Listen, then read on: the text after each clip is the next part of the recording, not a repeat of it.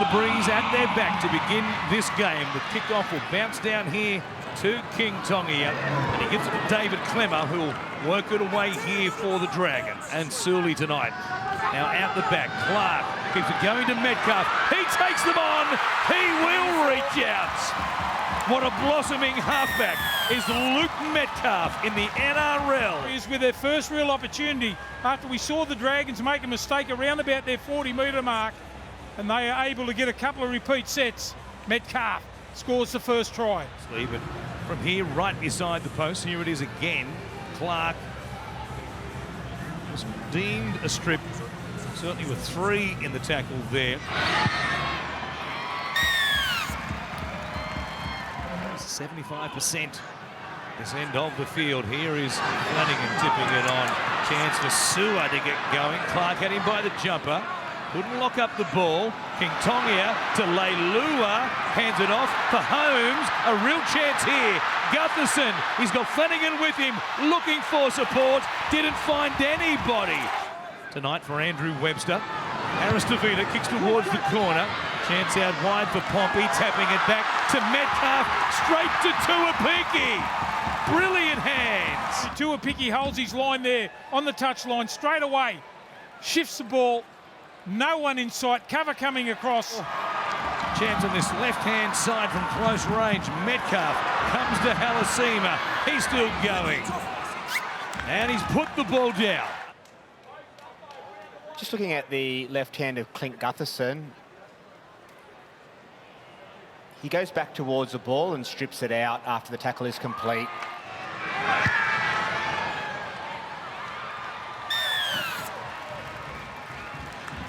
From dummy half. Comes back to Flanagan. King Tongia, Leilua, Holmes gives it to Gutherson. King Gutho is in.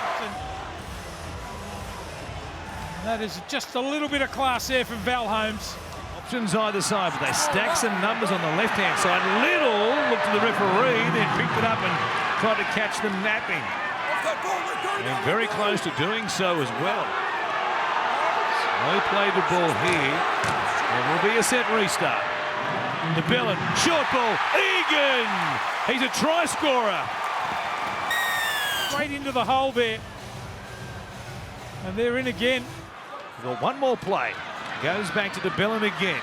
Flanagan out the back. King Tongia takes it on himself, puts a kick in. Comes away to Corey Allen. He thinks he has scored, and so does the referee. They just dig straight into the line. Here's the grubber kick. The dummy. And what about that for a pickup? That's excellent play. As Egan will feed it. Comes back to Harris DeVita. Kicks across out towards Tennis Lesniak, who makes a catch. Do they hold him up? The ball comes free. Back to the Warriors. Knock on against the New Zealand-based outfit is the call. Metcalf, he is thinking one-pointer, and he's got it. It stays inside the right upright. They go early. Metcalf takes the one. Now's the chance, should they want to go. Flanagan, it's a long ball to Holmes, who is the specialist. He slews it away to the right-hand side. Trailing by a point. Here come the Dragons. Flanagan to King Tongia. Taken down by Capewell. They go to a sideline and they lose the ball. Yeah, that's experience. Great tackle, Capewell. Clemmer plays it. Comes away here to Sewer. He says, I don't want it.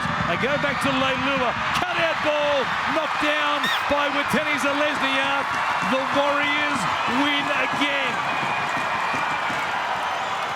They're fourth on the trot after they led 14 points to nil. The Dragons mounted a comeback, but a field goal to Luke Metcalf with 10 minutes remaining is the difference at full time. Shane, what did you say to the boys in there? A lot, but I'll give you a little bit that we're really disappointed with the result. It's the second game this year that we've scored more tries than the opposition and haven't won the footy game. So that really hurts. It's about, I thought we were potentially should have won the game, but in the end we didn't kick our goals, didn't kick the field goal, and maybe bombed a try here or there.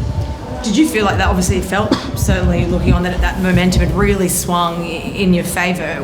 Was there a moment where you felt it kind of just went away again, or was it? Well, when we got 50% of the possession, it started to turn. Like the first half, some of the decisions that we got, just put us under too much pressure. There was. I know we're not talking about referees' decisions or refereeing, but there's one that they ruled that Corey Allen played at the football and was last tackle, and it just puts us under so much pressure, sets after in there, and I think they scored on the back of that, and, we can win just as much, we didn't get the 2 points. Does it concern you, Fido, that the number of your losses this year have come in similar fashion, like sort of game management towards the end, or not put the pressure on the field goal taker?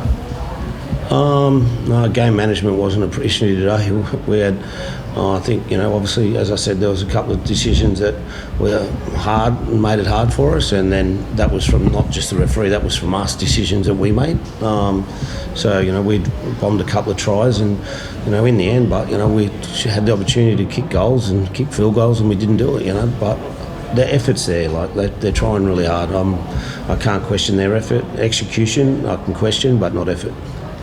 Just maybe not game management, but game awareness. Like obviously there was essentially no pressure. I know he wasn't deep, so maybe it didn't look like he was taking a shot at field goal with 10 minutes to go. But like the fact that there was sort of no pressure on him there as he took it, like because that was a similar story in the Souths game in round 2 you referenced. Oh, when for us defending them. Yeah. Yes. Well, there was a bit of kick pressure there, but we just it was obviously 2 middle forwards there, and they just couldn't get there quick enough.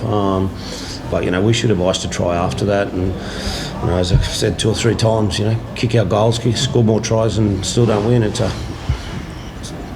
very disappointing. Is there temptation, sort of decision making this week ahead of Broncos next week? What's your sort of thought process? I know it's only really early. Yeah, look, I thought, as I said, we tried really hard. Look, if we kick our goals, I'm not sitting here answering these questions. We just need to continue on the journey. There's some bright sprouts, like Pacifica Tonga, made his debut in the front row. So some good things to come out of the game, and unfortunately for us, we didn't get the 2 points.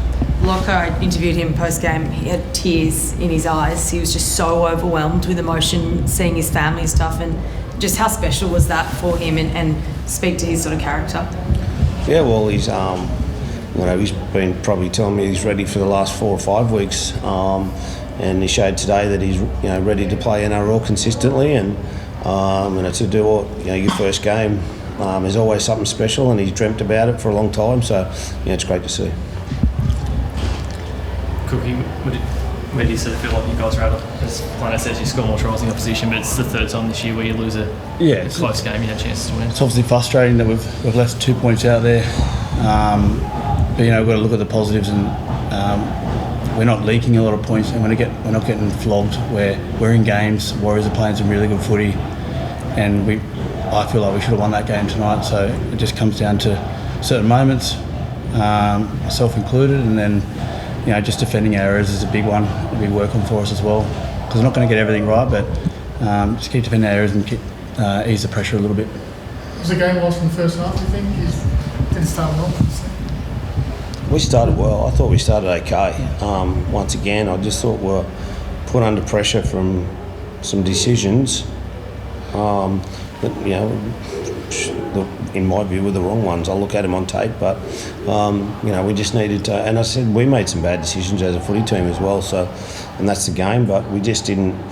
There was one try off shape and 1 try off kick. So we're not like we're leaking points.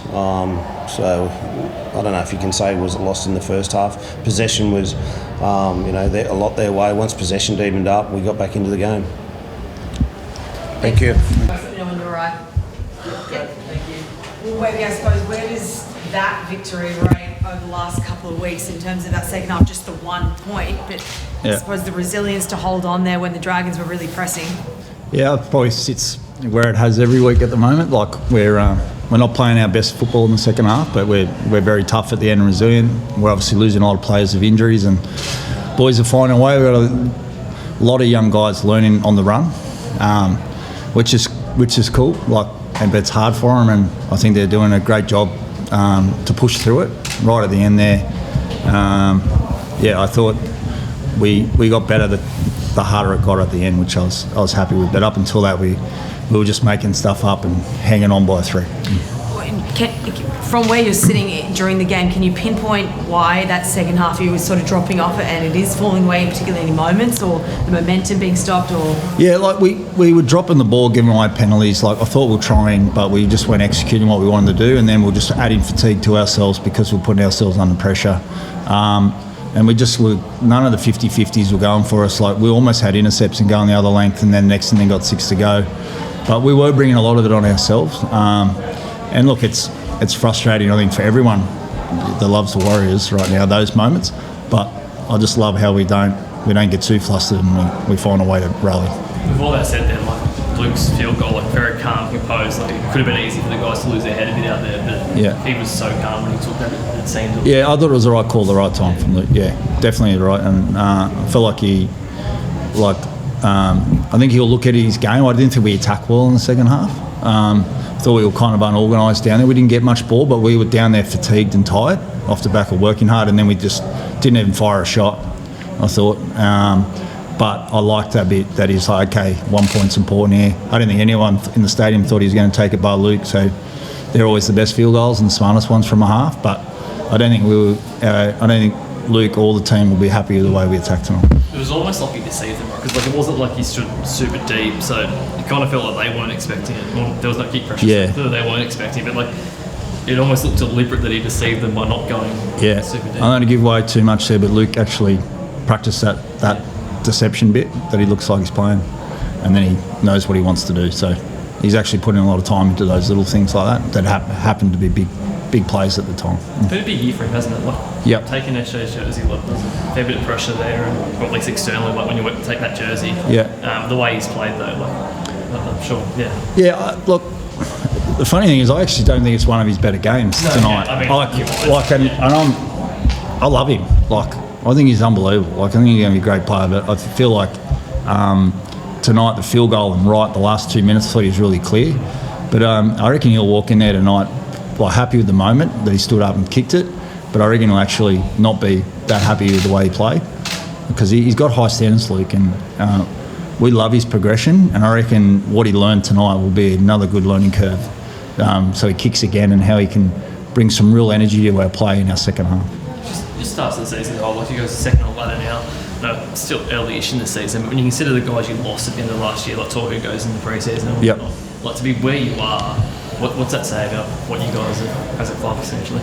Yeah, I mean, like I'm learning this as I go too. When we lose a lot of experience, like blokes step up into that space, and like Barney, Fish, Kurt Capewell, Wade Egan, they're just been amazing chants.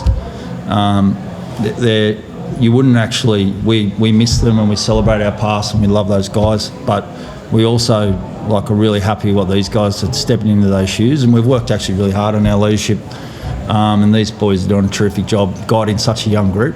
Like we've got such young players learning on the run, and I'm really proud of what Barney and those senior players are doing. What becomes important from this point on, I suppose, with this momentum that you've had a great on-the-road record too, but what becomes important from here on in, because we are still so early in the season for you to continue with this and not to get in and around that craze of sitting second on the ladder? How do you sort of get a lid on that? We aren't performing great, but we're winning, and our big thing at the moment is how do we learn while we win, and the moment we stop learning when we win is the moment we're going to get smacked in the face. So we've got to keep going like that, and we've got to be grounded, because I don't generally believe the boys are going to be wrapped in the performance. I think they'll be wrapped in the result and how gritty we were, but I think they'll be chasing a lot of improvement in our game this week. Bunty for he didn't return his... Yeah, knee's done a knee. Don't know how bad it is yet. Obviously Jackson forward, concussion. There's a few Thai boys there that obviously playing minutes that they've never ever had to play in their lives because of that, and they're hanging in there. That's a bit Aaron Clark, like just the way he's gone this year. Like when he comes back to the club, it's probably people don't look at that as like a big name signing or whatever, but it feels like he's been really important. And what I reckon you should ask Barney because he plays with him every week, and I love him, but he can talk to him more about it. Yeah, no, been unreal for us, Clarkie.